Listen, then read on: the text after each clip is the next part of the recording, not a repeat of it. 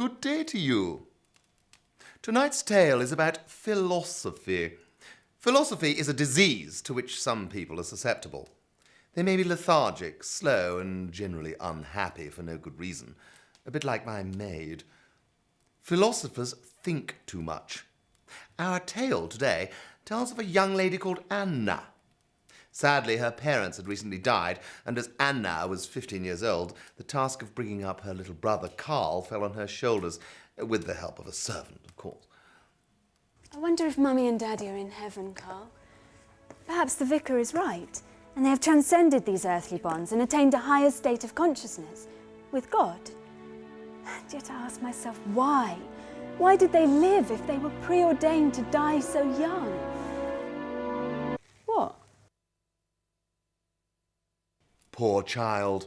You see, the very recent loss of her beloved parents had upset the girl's mind. Anna had started to procrastinate. What is the meaning of life? Her mind was in turmoil. She had started to think about everything. She began to ask the opinion of others, even the servants. Am I really here, Needham? I mean, how can I be sure that I really exist? Perhaps this world is merely a sham, a meaningless facade. Is anything really important? What's it all for? We're all but dust in the final equation, after all. In the blinking of an eye, you and I will be but history, resigned to the memories of our children. Why are the poor poor?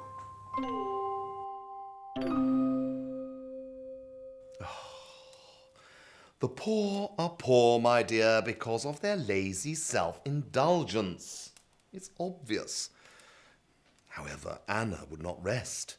She was determined to find out more about this meaning of life. And the very next day, she made a trip to the local library. Of course, she had to go north of the Thames.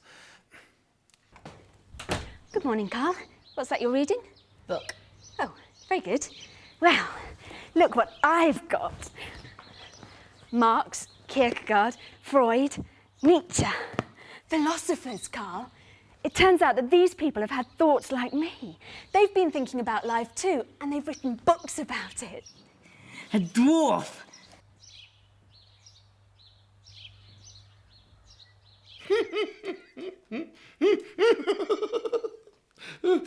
That's a very good picture, that. A good picture. It's funny, yet very frightening all at once. Lots of people had dwarves in my day. My first husband, the late Reverend Fane Carmody, brought me one back from Africa. He was a delightful little fellow he was, and we dressed him in velvet and gold braid.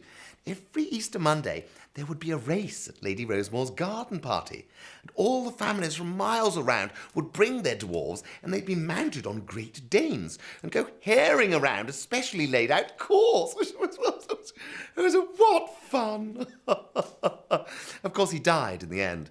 The climate, you see, was too cold. Do you know, we called him Sooty.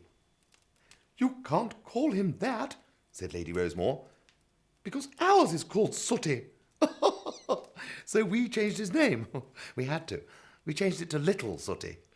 But then they were all little anyway.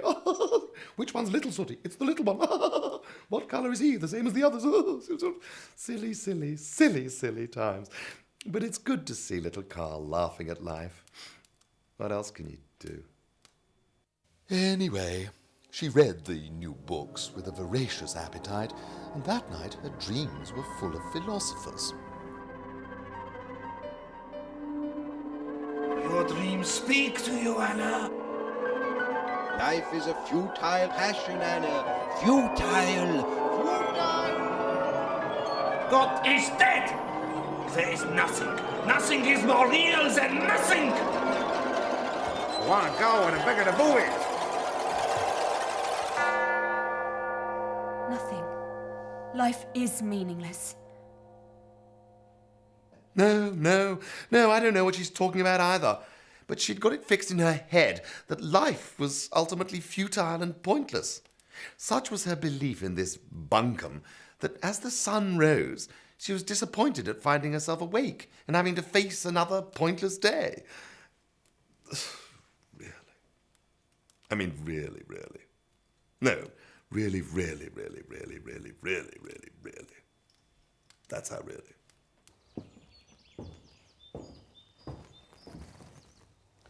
Your breakfast, Miss Anna. Shall I draw the curtains? Why? I beg your pardon?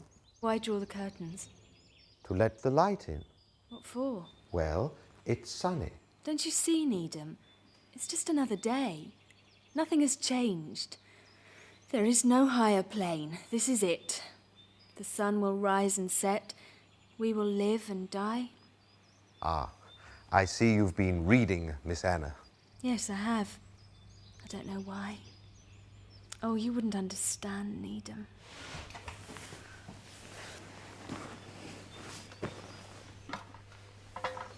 Please call if you need me, madam.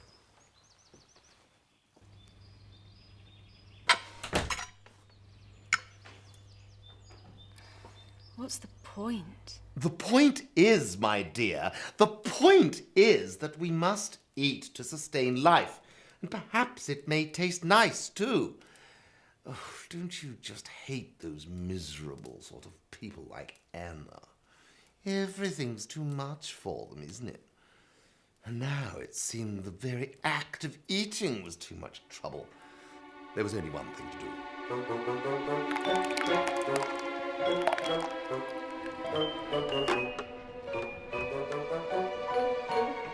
That's it, Miss Anna. The whole 2 pints. A most sensible solution, if you ask me. If someone won't eat, force them. And so they did. But Anna wasn't getting any better. Her lethargy only increased. Such was her belief in the futility of life that she simply ceased to do anything. She no longer talked, read, or even left her precious bed, for this was her world. Needham and young Carl had to do everything for her, and I mean everything. Oh yes, even that.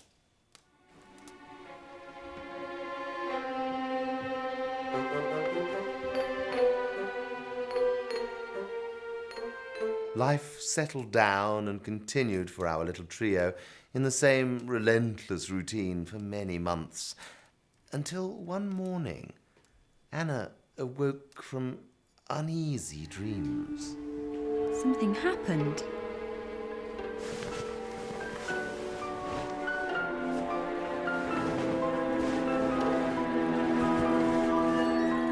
That's absurd. It is absurd. A girl growing into her own bed? Who would believe that? Get up! That's all you have to do. Just get out of bed. But did she? Did she, hell? And on Christmas morning of that year, this whole sorry dealing became even more absurd. Merry Christmas, Needham. Merry Christmas, sir. And a Merry Christmas to you, Anna. Would you like a party hat, Anna? Needham, Anna's head won't move. Oh. Yes, it seems to be part of the bed. How odd! Anna had not stirred a muscle for so long that she had started to become one with the inanimate structure of the bed itself. Yet she still seemed unconcerned, as if she hadn't even noticed. How could you not notice that your head was fixed in the headboard and your bloody limbs were melting into the mattress? There you are, you see. Philosophy is a disease. It makes the victim mental. Asylums up and down the land are full of people like Anna. That's where I'd have put her. Lock the loony up and throw away the key. But Carl and Needham continued to care for the girl and pretended not to notice her slow metamorphosis. For Anna herself, there was one final, ironic twist.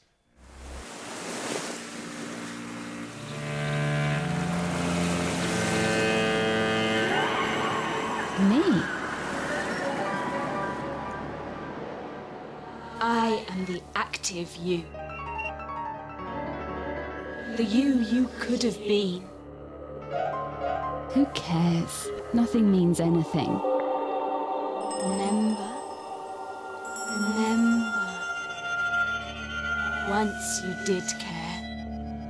The picnic on the beach. Mummy? Daddy? What a beautiful day. Here by the white cliffs, in England's Kent, on the coast. See the vast chalk faces, speckled with the scarlet blooms of poppies. But the disease, the consumption that would claim you.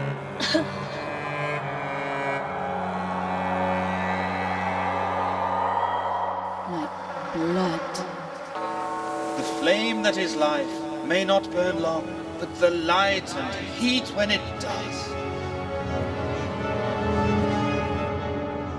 We should rejoice in the present moment, the memory of which naught can defile. Yes, present moment. I must get up.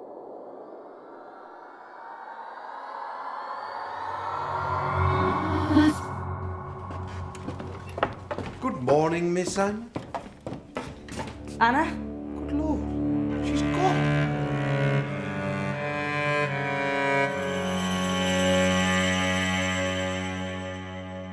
She hadn't gone, had she, children? We know what became of little Miss Anna, don't we? Anna, we had so much fun. I don't want to spend my life alone. Please don't let me be alone. Anna. Anna, we're here now. This was her room. This was her bed. She disappeared, you know, many years ago now. Just disappeared. My butler used to joke. He'd say she's run off to join the circus. Yes. Well, let me show you the bathrooms.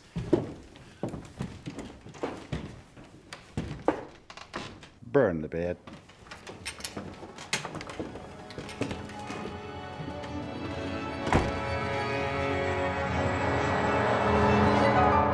The moral of our tale is obvious, is it not? Don't think too much, especially if you're a girl, because all philosophy is foreign nonsense. Even English philosophy. It's no good thinking about things. Far better to take action. Jump right in. For England, children.